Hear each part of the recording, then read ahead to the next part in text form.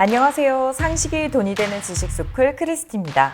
방탄소년단의 다이너마이트가 미국 빌보드 메인 싱글 차트에서 2주 연속 1위를 유지하다 이번 3주째에 최상위권인 2위에 오르며 선전을 이어가고 있습니다.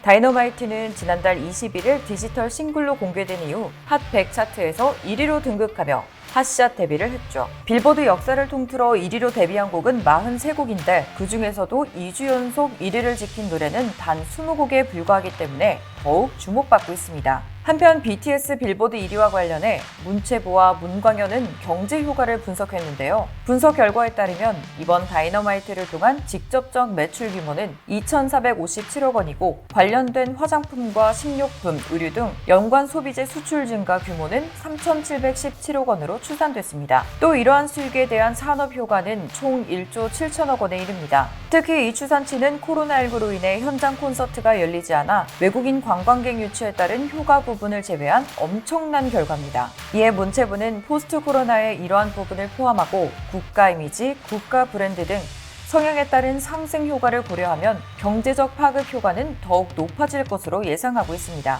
코로나의 장기화로 지쳐있는 국민들에게 이번 소식은 단비와 같았는데요. 옆나라 일본에선 이런 한국의 상황을 질투하며 BTS에게 악플을 달고 심지어 짝퉁 그룹까지 만들며 흥행시키고 있다고 하는데요. 악플 다는 일본인들아, 너희 인성 문제 있어? 영상 시작 전 좋아요와 구독하기 부탁드립니다.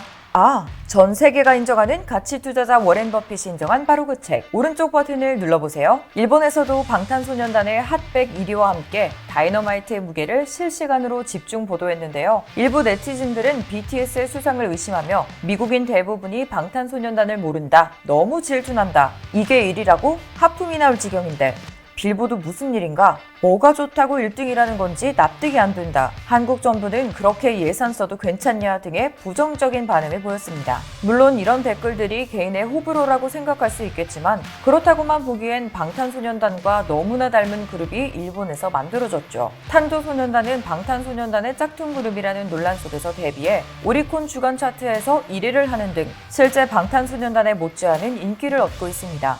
탄도소년단은 일본의 대형 기획사 LDH 엔터테인먼트가 만들었는데요. 방탄소년단과 이름은 물론 멤버, 구성, 역할, 콘셉트까지 비슷해 짝퉁 BTS라는 수식어가 붙었죠. 탄도소년단의 영문명도 Ballistic Boys로 탄환이라는 의미를 지녔습니다. 또 초창기 방탄소년단처럼 힙합 음악을 내세웠다는 점이 특징인데요. 짝퉁이라는 이미지가 박혀있음에도 일본에서는 탄도소년단의 인기가 뜨겁습니다. 한편 더불어민주당 이종걸 의원은 지난 9월 백범의 소망처럼 한국은 대중음악에선 일본을 확실히 추월한 것 같다고 말했었는데요. 덧붙여 한국은 서양의 대중예술을 수입한 지 반세기 만에 국제적인 경쟁력을 갖췄는데 대부분의 나라는 훨씬 이전부터 수입했지만 한국과 비견할 만한 경쟁력을 갖춘 나라는 없다고 평가했습니다. 실제로 과거 한국은 다른 나라들로부터 대중예술 콘텐츠들을 수입했었지만 지금은 오히려 우리의 콘텐츠들을 역수출하고 있죠. 이처럼 한국의 문화 콘텐츠는 엄청난 글로벌 경쟁력을 갖추고 있습니다. 이렇게 한국이 노력하며 흘린 피땀 눈물이 일본에겐 달콤한 꿀과 같았는지 자꾸만 빨아먹고 있습니다. 질투에 눈이 멀어 우리의 것을 자꾸만 본인들의 것이라고 우기고 있는 와중에 이번엔 중국에서 또 다른 어이없는 사건이 생겼습니다. 문제 삼지 않으면 문제가 안 되는데 문제를 삼으면 문제가 된다고 그랬어요.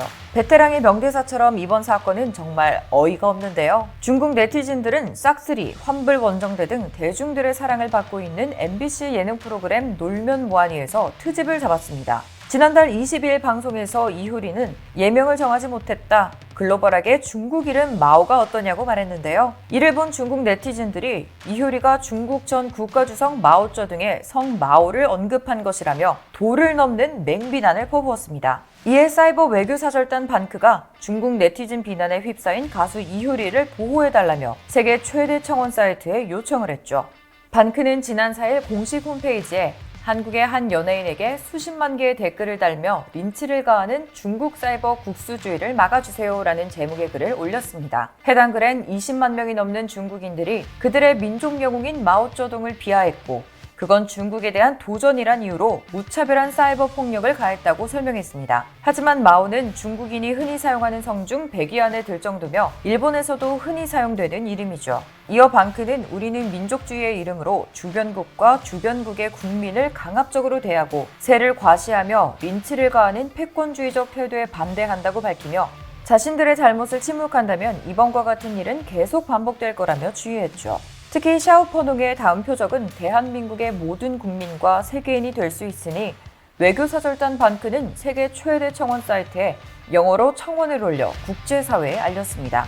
이렇게 논란이 계속되자 제작진은 해당 영상을 삭제하고 특정 인물을 뜻하는 의도는 없었다는 취지의 공식 해명을 내놓기도 했습니다. 결국 이효리는 지난 2일 SNS 활동 중단을 선언했죠. 이번 논란은 공산주의 청년단과 현재 중국 온라인에서 강화되는 중화국수주의로 더 큰 문제가 됐다고 보고 있는데요. 5년 전 중국 공산당 산하의 공청단은 인터넷 댓글 활동을 통해 사회주의 핵심 가치관 전파와 정부 비판글 삭제하기 등의 일을 맡을 청년 인터넷 문명 지원자를 공개 모집한 바 있습니다. 특히 중국 사정에 밝은 소식통들은 중화 사상이 깃든 국수주의가 중국에서 기승을 부리는 중심에는 공청단이 자리하고 있을 것으로 보고 있을 정도죠. 이렇게 중국에선 중화 국수주의가 강화돼 민폐를 끼치고 일본은 특유의 음습함으로 인성 없고 개념이 부족한 행동으로 눈살을 찌푸리게 하고 있습니다. 그런 와중에도 한국은 물론 필리핀 네티즌들도 이들과 달리 성숙한 시민의식의 표본을 보여주고 있습니다. 지난 6일 필리핀 SNS 인플루언서인 벨라포치가 자신의 왼쪽 팔에 우길기를 연상시키는 문신을 했고 그 영상을 SNS에 올리면서 논란이 됐습니다. 이에 한국 네티즌들이 반박했고 벨라는 우길기의 역사적 배경을 몰랐다며 즉각 사과하고 문신 제거를 약속했습니다. 하지만 일부 한국 네티즌이 가난한 필리핀인은 작고 못 배워서 무식하다는 등의 인종차별적 비난 댓글을 달자 이번엔 필리핀 네티즌들이 발끈했습니다. 이에 Apologize Korea, Cancel Korea 등의 해시태그가 수십만 건으로 달렸는데요. 일부는 한국에서 겪었던 차별 대우를 언급하며 반격하는 등 사태가 일파만파로 확산하는 듯 보였습니다. 이렇게 상황이 일어난 것을 알게 된 한국 네티즌들은 발벗고 나섰죠. 한 네티즌은 소리투 필리피노라는 해시태그를 달며 일부 한국 네티즌의 인종차별적 발언을 대신 사과했습니다. 또 같은 해시태그를 단 사과글이 SNS에 잇따라 올라왔고 그 덕분에 이 해시태그가 한국과 필리핀 트위터에 실시간 트렌드 상위권으로 올랐고 다음날 오전까지 4만 1000건 이상 공유됐습니다. 그리고 필리핀의 한 누리꾼은 한국인들에게 무차별적 악성 댓글을 단 필리핀 사람들을 대신 사과한다면서 소리투 코리안스라는 해시태그를 달았고 이번에도 같은 해시태그가 줄을 이었습니다. 이런 상황을 보면 주 필리핀 한국문화원 관계자는 자칫 한국과 필리핀 간의 갈등으로 이어질 수 있었던 온라인 소통이 양국 네티즌들의 성숙한 대응 덕분에 훈훈하게 마무리됐다고 밝혔죠. 사실 이번 온라인 충돌은 외교부가 나서 진호할 정도로 갈등이 큰 문제였습니다.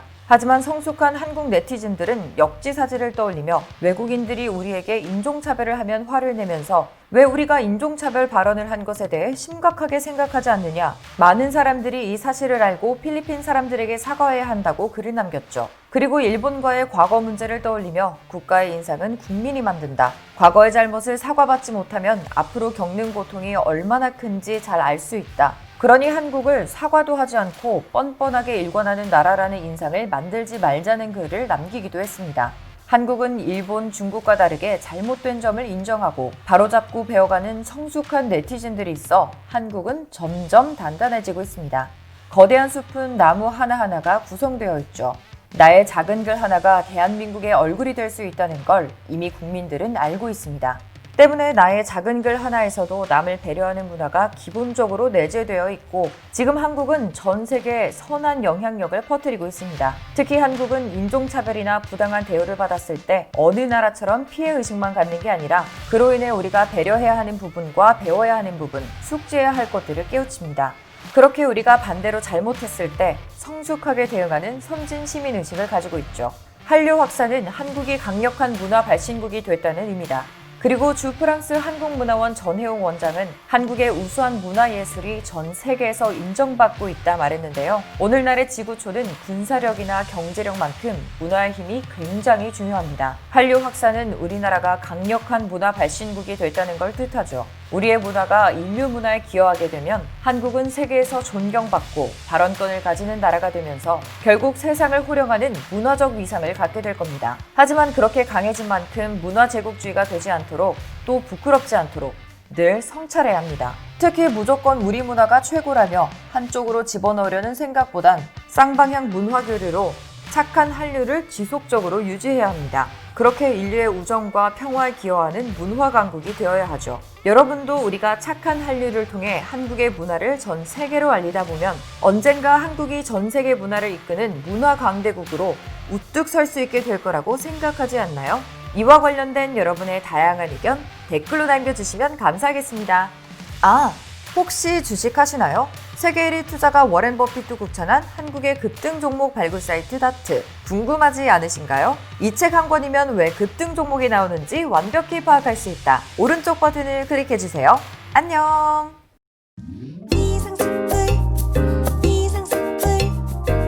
주식을 모르면 이상스쿨.